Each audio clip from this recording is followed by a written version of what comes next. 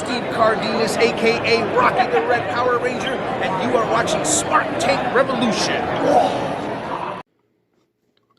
Ladies and gentlemen, welcome back to the Smart Tank Revolution, where we always kick out at 2. I am your solo host, Joey. Holy freaking shit business. I just got finished watching the end of AEW Collision live on TNT tonight, and I'm going to do a quick recap right now, and the only thing I'm going to recap is the only thing really worthy is the main event. The main event, it was longtime rivals Samoa Joe versus CM Punk. And this was a big one from start to finish, especially for myself. Ever since Punk has come into AEW and Joe was there, I said to Donnie, going all the way back to when we were in Boston at the Agani Arena last time, I was like, they've got to somehow cross stories with Samoa Joe and CM Punk because there's a lot of unfinished business there.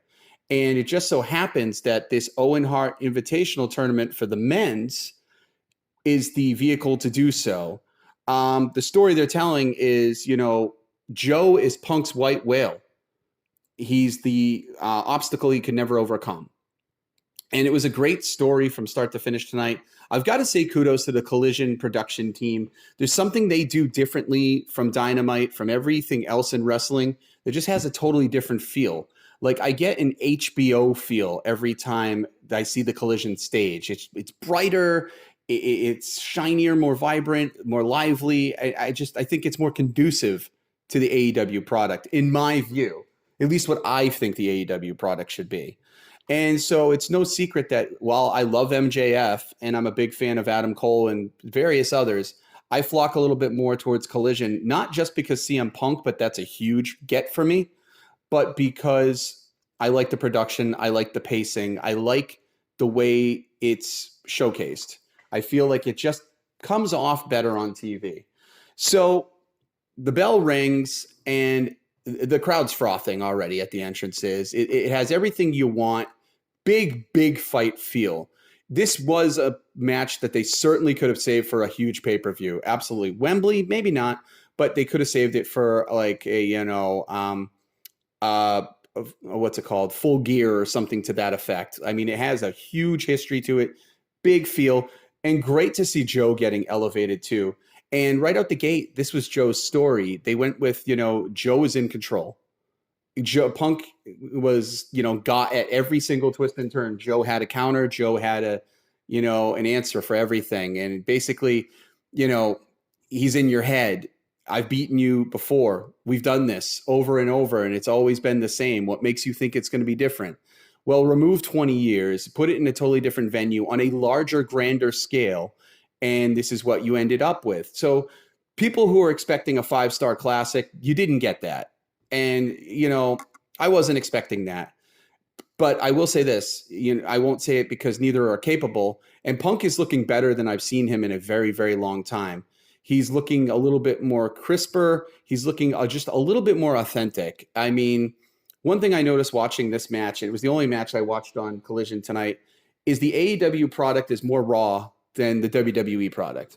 The WWE product seems to be extremely polished. And there's nothing wrong with that because, again, I look at WWE product as cinema and the AEW product as, a little bit more of a raw take. What the Usos and the Island of Relevancy and the whole bloodline and that entire story is doing, it's apples and hand grenades. You cannot compare the two. It's not comparable. It's an unbelievable feel. They're doing a very special thing there. And I hope that continues. But we're talking about AEW Collision right now. And if you hear some jingling in the background, that's the Smart Tank Revolution mascot dog, Brady, making his point seen because, I'm home and it's Brady time. But I wanted to get these quick thoughts in because I thought they were very important. So, again, there's a lot of history, a lot of weight to this match. Big time fight feel. A semifinal that could have easily been saved for the finals of the tournament.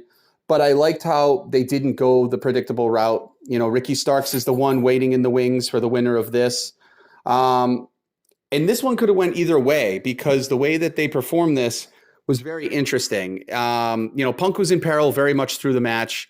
There was a spot on the outside of the ring, unfortunately during picture-in-picture, which if I can say anything and make a suggestion to both Dynamite and Collision and to Tony Khan in general, at least for the main events of these shows, take out picture-in-picture. Have some kind of agreement where there's no commercials, no picture-in-picture for the last half hour of the show. That way you can showcase this the way it should be, because some of the really good spots happened in picture-in-picture, and you don't get that emotional emphasis behind it. Punk got blasted open in his mouth by a big boot from Samoa Joe on the outside near the barricade. And so you come back from picture-in-picture and Punk's bleeding.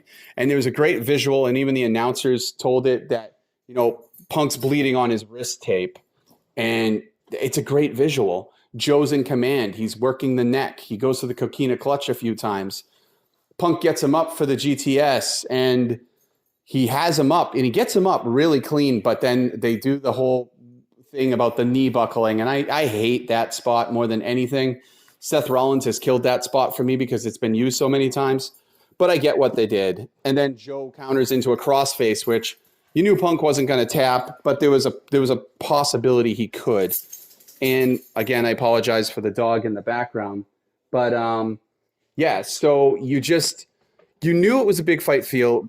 And then it started going back and forth, and some things started to sway Punk's way. He started to, topple Joe a little bit here and there, stymie him, and it just kept going in a great fashion. Like I said, Collision seems to showcase these guys in a better light than Dynamite, in my view. I don't know what it is about Collision, but I think it's the production team. I would have to say that's the thing. It's got to be the production team, because they're able to do it in a different way than Dynamite does. And it shows. I'm a bigger fan of it.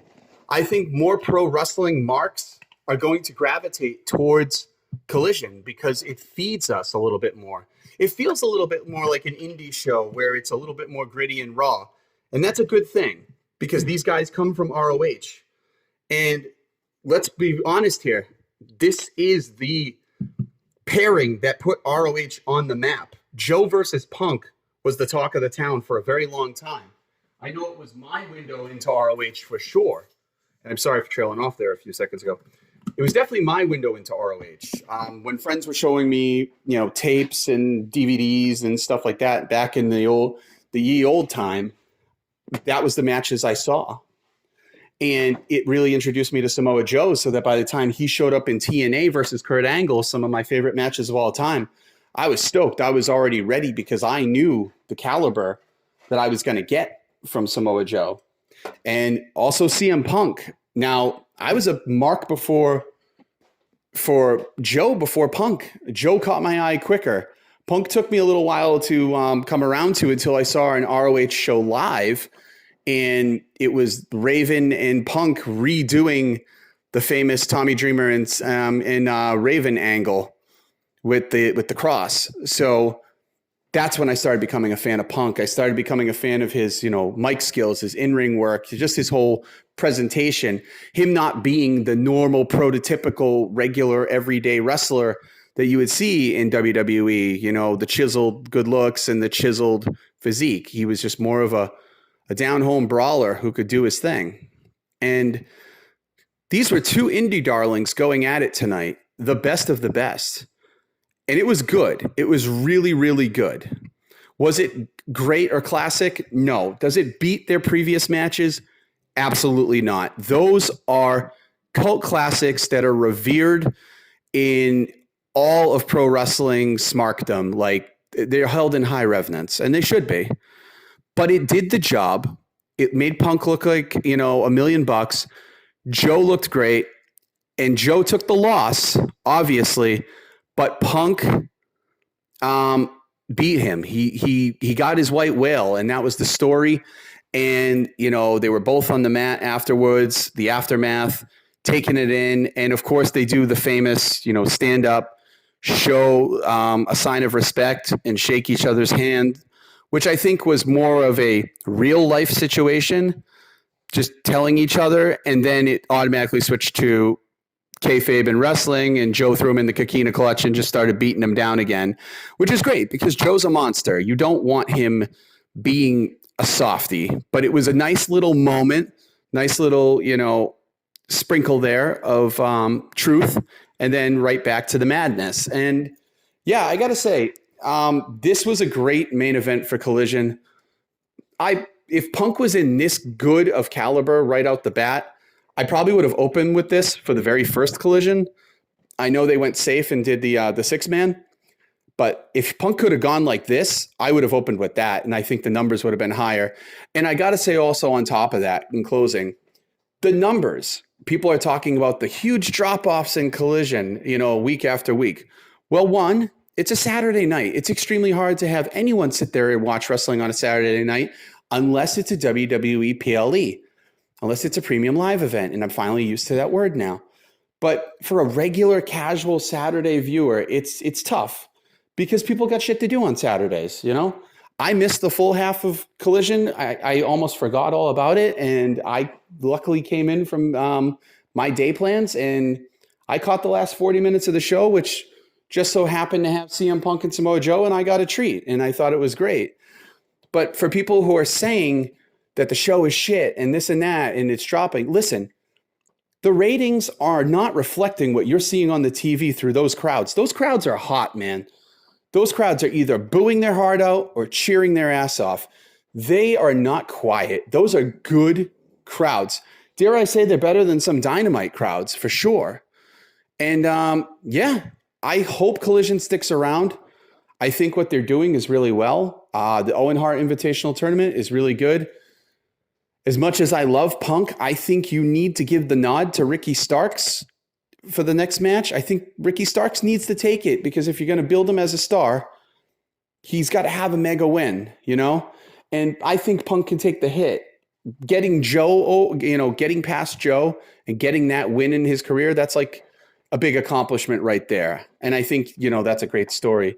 But if they give the trophy or the belt, I hope they go with the belt again like they did last year for the Owen belt. That belt was pretty cool.